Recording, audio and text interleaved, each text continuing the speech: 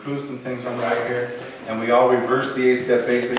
1, 2, 3, 4, 5, and then we had her do my part. 1, 2, 3, 4, 5. And the guys were getting a notion about this extension that the ladies already know.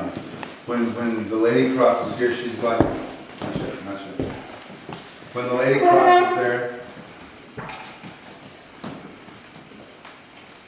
she needs to extend to get her body over her foot. We talked about that, remember? And then we added the process and basic to that. And we said go here. And she changes weight without me. And then we let her change weight without me again. And then I did the cross again. And then we got here. And the ladies started learning to hold on the cross. They started realizing he's changing weight. And then she would wait till she felt the end of that. And the guys, because of this gecko pause that this term that I did, this kinesthetic tape recorder, the guys were noticing that this is happening at the arms because they're just noodles right now. And when they go there and she changes weight, this sort of happens to the arms. And goes boom. And he's picking up the idea of what the lead might be like because this is so dangly. We're not using it. We're both just doing our part.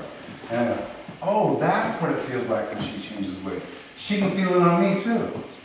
If she's really paying attention, she can learn to lead this, really.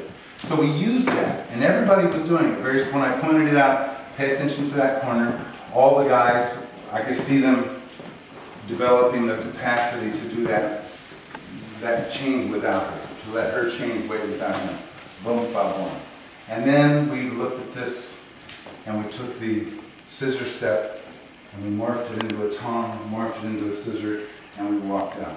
And all the guys, empathetically, when they led this, were automatically extending this leg out of her way. So we took that position and we learned to morph that like this. And then we did this, and it happened like this. Boom, boom, boom, boom. And the closer it is, the better it feels, and the easier it is. And all kinds of really cool things can happen because of that. Sweet. So, Rusty, on that last step, when you move from the scissors into tongs, back into scissors again, when you walk out of that, you just more or less just continuously kind of roll into that with your foot. If I follow her out, but I have a couple options there. Watch. I'll do exactly what you said. I'll turn it towards you so that you can see it. You can see it when it arrives. So if I'm going to continue to follow her, I'll just follow her out of it. And I might do this as well. It's just another move. It's using more of my toolbox to say, I can meet her in an ocho, and I could leave like that as well. See the difference? Mm-hmm. So all I do is I hung back now. Boom. And I hung back here and led the ganchito, the little cross back there for her, okay? Or at that moment where I pivoted back from scissors to tongs into scissors, if I continue to pivot at this point before I start changing weight, her leg will wind up in here. Watch this. If I don't stop pivoting at scissors, if I move all the way to a cross, there's my tongs, there's my scissors.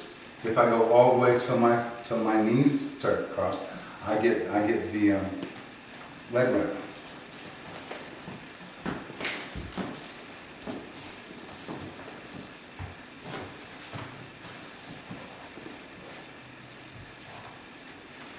Or we could do something like this.